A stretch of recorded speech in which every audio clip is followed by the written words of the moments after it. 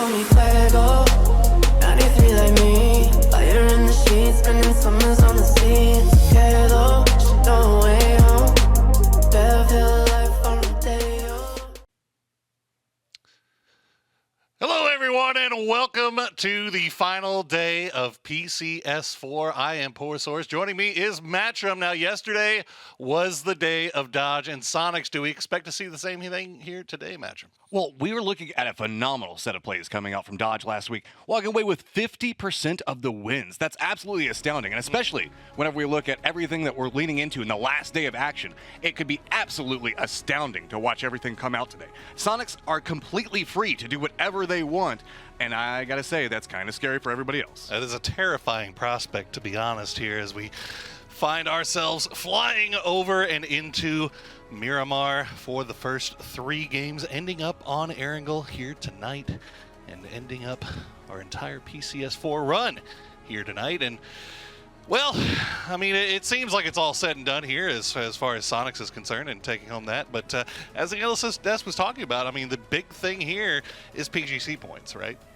Whenever we look at the overall picture, I know that a lot of people are very, a couple of these teams, like most notably Dodge, I think are definitely excited about the money that's going to be coming into play, just getting a week's win, because let's be honest, they're feeling pretty good. They know that they're at least probably in the top 2 at this point. Sure. Well, I mean, you know why. Because United got this compound in Circle 2. It's true, true. So, you know, it's pretty much all said and done by that point. If you guys are unaware what we're talking about, there's been a little bit of banter on Twitter regarding this, so we're just trolling. We're trolling. I think I know what he meant to say. We'll get to that. We'll touch on that later here as we see Latin Dominus trying to finish off Enrage. Enrage doing a good job of finishing off themselves though. Balkan, the vehicle explosion going to be what does it. Psycho bleeding out as well. RDS 149 can't get that res before he has to send it as well. Gubin going to try to get Balkan, but Ali RV not having it. Latin America action still continuing on. This Latin Dominus having to make sure that they get a little bit more control. And there it goes. Finally gets spotted out. That's going to be Enrage going down, but that did slow down Latin Dominus, who's now going to have to potentially contest against SONIQS, who's been waiting for them. Out in the distance, you can see 303 finds themselves in some trouble as they're having to contend with Dodge, who also opted into the north. Almost all of our teams are leaning into a north rotation, which means this is just getting more and more problematic as the cluster didn't separate. It's condensing down in the north. It sure as heck is, and Dodge will pay by losing Vegas. They do clean up 303, but they still have to make their way through gas cans, Veritas, Acreche, 22. Wherever they go, there is somebody that's going to be waiting for them, and that's going to be, gas cans will be the first one to spot them out. Finna getting popped by Nikos. Finna trying to make a little bit of a play out of that one, but does get spotted, and this is what we're talking about. It's just going to be pretty hazardous. Gas cans have themselves a little bit of an easy rotation into the circle, provided 22 doesn't take it away from them, but you can see SONIQS and TSM still playing very close to each other. Now with the shots coming out from TSM to take down LTD, that means that SONIQS can now reposition back into a little bit into the circle to get more positioning. Dodge, though, still on that struggle, trying to figure out how they're going to rotate through. Looks like they're still leaning very close to gas cans, so they're trying to get around this, still outside the blue, taking a ton of damage, and they're going to be right into Hikerman, trying to pick this one up, but Lamp does manage to survive for now, but that blue's coming in quick, and here's a little bit of an angle. Kenny tapping in. It's just right a little bit underneath. Almost manages to take down Hikerman, but there we go. Dodge does go down. Holy, Lamp a lot. Lamp, man. Jeez. You're not supposed to get away with that. I mean, the guy was popping you with, he had you in his sights. It was crazy. All right, so new circle does pop. Oath and Dignitas still 4 up, still in it. E-United's compound just barely outside. We'll see if E-United, how they decide to play this. Do they try to creep out a little bit and see if they can maybe aggress upon some of these teams a little bit earlier, or do they try to focus on finding a safe spot inside the circle first? It's kind of weird. You can see the terrain that they're having to deal with, right? Just to their east is a cliffside. So if they go inside circle right there, they're going to be completely blind to everything that's coming in from the west. I'm just caught in how, I guess, aggressive the circle shifts have been inside this game. It's almost like the circle is pulling a cha-cha slide, going sometimes to the left, sometimes to the right, goes to the north. It's just all over the place for these guys, but it's like you're talking about. With Dignitas and Oath and the angles and the way that they have this held down, again, it's the hillside teams that are facing more and more of a struggle. And we can see gas cans hopping in the vehicles, trying to make their way through a split-up TSM right now, but that just means more lines of fire there for Luke 12 as he will spot out Nikos. He'll get the flush as well. Kurt now hears them coming around the rock, playing a little round. They're just running. They're just running around, and what's funny about it is Valiant has an angle onto this, but can't quite find it either. And they're just, I mean, it's almost like one of those old cartoons where they're just running from door to door around each other. Finally spots them out. Purdy finally gets that one. You know, that one has to feel good for as long as that took. Cha-cha real smooth there, Kurt. Good stuff. And you can see the kill feed is also lighting up. SONIQS getting an angle onto gas cans as well as they've crept in just to the south side of Oath. Meanwhile, TSM trying to clear out what's left. Adam managing to escape.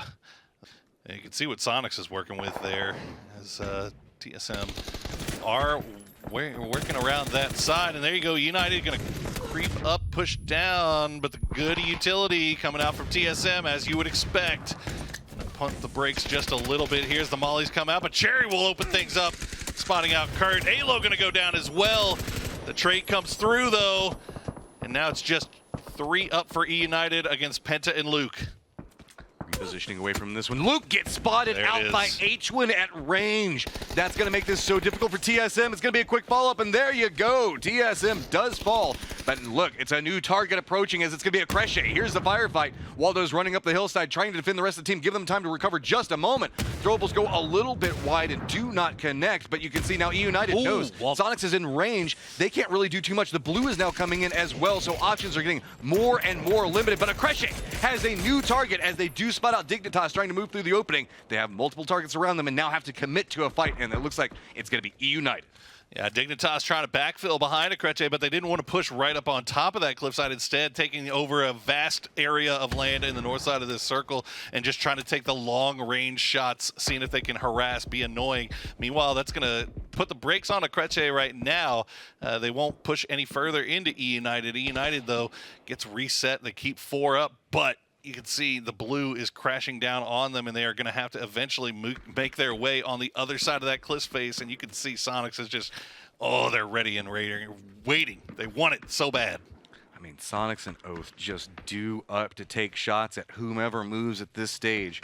I do like Shrimzy's aggressive positioning. It's a little bit of a counter to what we saw going on in the north, but Dignitas United says, all right, when you don't have any options, sometimes you just got to send it. Damage is coming through, rolling through the hillside. They're going to try to jump out. Vehicles taking a ton of damage. Too many people firing at them, just trying to make it into cover. One does go down, but the cost not too high, actually, as that rock should protect them. Very, very fortunate here with good smokes. They should be able to get the res onto Los as well. Shots coming in, and a Crochet. Oh no, they're just going to take advantage. They crash right down. Brucho will go down. V8Z King will go down as well. And that's going to do it for Akreche. It was a good idea, but E United still had enough up to defend. If you're going to commit to that, dude, you just drive through the smokes. You just gun it and hope that you just start mowing people down as you run through it. It looked like it was going to start to go well, and then they just once they pumped the brakes, just hanging out on the edge. But one more knock here for E United as they are just bruised, battered, beaten, but not taken down yet. If there is a most reses, I would say it would be E United from this fight, man. They've every single time they go for a peek, look, it's just coming after them. Everybody knows exactly where they're at, and everybody is trying to contest against that position. So Jerry trying to get some damage in, get a little bit more defense out. You can see how fast these players on E United bleed out once they go down. Los is just going to go ahead and bleed out as it goes. Waldo did get spotted out, so he's now down as well. Cherry and Valiant really can't make too much of a move. They are getting the harassment damage in. Waldo's trying to creep back up the hill, but there's just, it's so problematic for E United as they just have everybody else in the lobby looking at them. Yeah, this is tough stuff here for United. They will land some good shots there on Punage, as Dignitas does still have that north side. Snaker's going to go down and go down to his own grenade as M1ME hits the timely shot. So SONIQS keep 4 up, and now they get a little bit of circle love as this cuts down to the south. Dignitas will have to make moves in. All throughout this, Adam has stayed alive as well, 4 gas cans.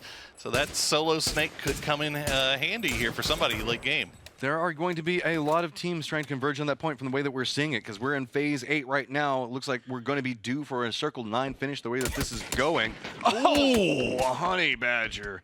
Just, E United, like, Okay, United, let's be real. You're not going to win this one, but you won my heart. Like, these guys are not giving up. They're trying to do everything that they have to survive in it, and that's what PUBG is about. But it is just so many teams just constantly harassing them.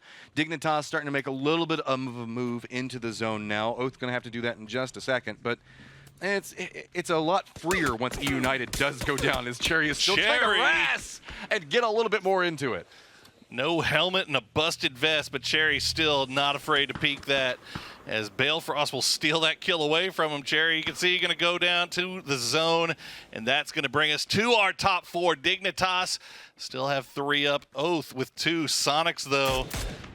Could this be the clinching victory here in game number 1? Well, we are also on Friday, and we know what happens on Fridays, and we've got Fridays, Oath in the late game.